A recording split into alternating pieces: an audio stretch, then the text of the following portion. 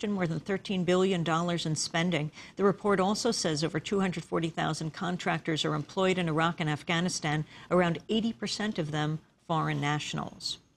In Afghanistan, President Hamid Karzai has ordered a probe into an alleged U.S. attack that killed 2 people and wounded more than 50 others in Kumar province. Afghan witnesses have accused a U.S. soldier of throwing a grenade at a crowd that had gathered to watch U.S. troops working to free a large military vehicle that had become stuck on a road. Local doctors say the injured included several children, some now in critical condition.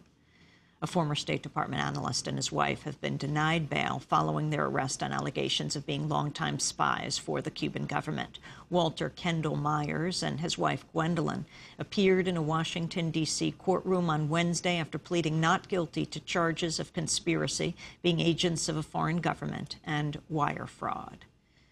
A newly released database shows Pentagon employees took more than 22,000 trips paid for by foreign countries, private corporations, and other sources between 1998 and 2007. The Center for Public Integrity says the visits cost more than $26 million and often involved interest paying for officials who could make decisions benefiting those picking up the tab. The biggest travel funder was the medical industry, which footed the bill for more than 8,700 trips worth more than $10 million. In Utah, a 32-year-old man has been killed in a tasering by police. Brian Leighton Cardall was confronted after running away from his vehicle near a highway road.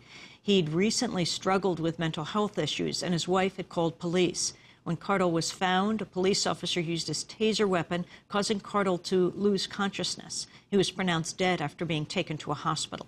In a statement, Cardall's family remembered him as, quote, a wonderful son, brother, father, and husband who loved being with people. He was full of personality and wanted to make a difference in this world, they said. Cardall's death comes as video has emerged of a Texas police officer tasering a 72-year-old woman after pulling her over, her vehicle over. Catherine Winkfine said she was stopped for going 15 miles over the speed limit in a construction zone. Get over here now! Give it to me and I'll sign it.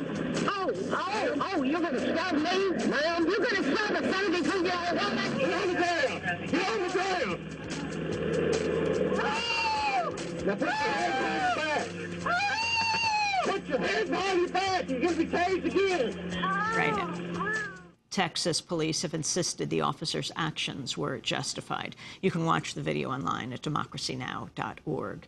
And those are some of the headlines. This is Democracy Now!, democracynow.org, the War and Peace Report. I'm Amy Goodman with Juan Gonzalez. And welcome to all of our listeners and viewers around the country and around the world. Well, Juan, you had an interesting column in the New York Daily News about New York politics in the Capitol in Albany. A big shift. Yeah, well, we have a major problem now in Albany. In the state capitol, there's total paralysis. All this week, there's been paralysis because on Monday afternoon, the Democrats, who have a slim majority in the state Senate for the first time in 40 years, a 32-30 majority, were suddenly shocked to find out that two of their members, two Democratic senators from New York City, had switched sides and gone with the Republicans to elect a Republican majority leader. It caught the Democrats completely by surprise, so much so that they ended up in the middle of this sudden vote turning off the lights, pulling the television feed to the state Senate, and attempting to lock the Republicans out of the Senate chamber because the Democratic majority leader is claiming that he's still the majority leader. And now it's not quite clear where this is going, but it is clear that major legislation that affects millions of New Yorkers is now on hold, including a proposed bill around gay marriage, legislation that must be reauthorized for rent controls or rent regulations for hundreds of thousands of New York City tenants, and also mayoral control of the schools. All this is on hold now because these two legislators, Hiram Montserrat and Pedro Espada, have switched sides and are now voting with the Republicans. And they are also under clouds, these two Democrats. Well, both are under heavy clouds. Espada is notorious. In the past, he's been often investigated, was indicted once but acquitted on charges of misusing campaign funds. And Hiram Montserrat is right now under indictment. He's a former police officer, actually a very progressive politician. He was on the board of the New York Civil Liberties Union for many years. But apparently he was arrested and indicted for assaulting his girlfriend just a few months ago, and is about to stand trial. So if he's convicted of that, he would end up losing his seat. And no one knows what would happen then to the Republican or the Democratic majority. And this is all under Governor David Paterson. Right, who seems pretty unable to do anything about this situation right now. And I think that we'll find out today. I think the Republicans will attempt to hold a session as the new majority, and the Democrats will be going to court to try to prevent them from having that session this afternoon. Well, we'll continue to follow those details, but we'll move today to our top and only story of the day. We turn now to yesterday's shooting at the Holocaust Memorial Museum in Washington. Shortly before 1 p.m., a longtime white supremacist entered the museum and opened fire, killing a security guard named Stephen Johns and injuring another. The gunman, 88-year-old James von Brunn, was injured after other guards returned fire. The shooting came hours before a new play, Anne Frank and Emmett Till, opened at the museum. The Holocaust Memorial Museum will be closed today in honor of Stephen Johns, the security guard who was killed. This is Bill Parsons, Chief of Staff at the museum. And we just want to say that never take your guard force or your security people for granted. These folks are trained. They train all the time. They did exactly what they were supposed to do to protect people at the museum. Our hearts really go out to the family right now and to the guard who was shot. Washington, D.C. Mayor Adrian Fenty said investigators believe the gunman, James von Brunn, acted alone. In these days and times, you never know when someone is going to grab a gun and use it in an inappropriate way, as was done today. But we want to thank the heroism of the security guards, the Metropolitan Police Department, for being on hand very early to make an arrest. We believe we have someone who was a lone gunman, but we're going to spend the night investigating any and all other leads.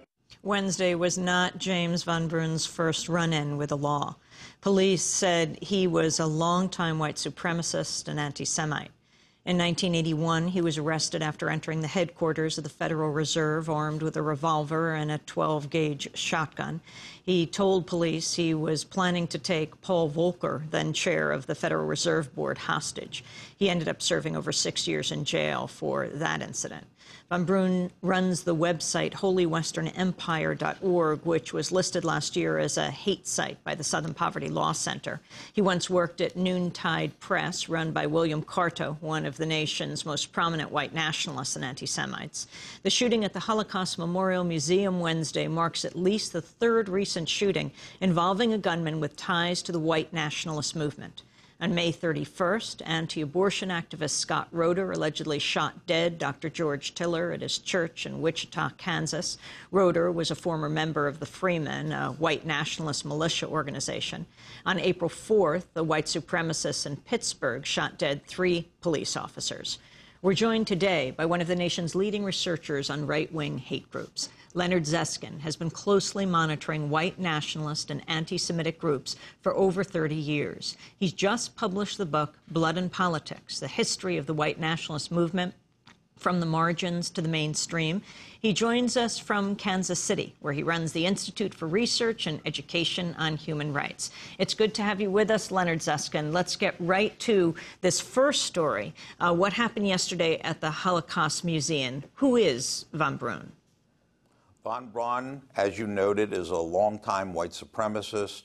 In the early 1970s, as you noted, he worked for Noontide Press, which was later incorporated in the Institute for Historical Review, which was a Holocaust denial outfit. In his book, he makes acknowledgments to the major, quote, intellectual figures of the white nationalist movement. Francis Parker Yockey, who committed suicide in a San Francisco jail in 1960. Wilmot Robertson, who developed the theory of a dispossessed white majority. And Revelo Oliver, a classics professor at the University of Illinois who wrote periodically for a magazine in West Virginia called White Power.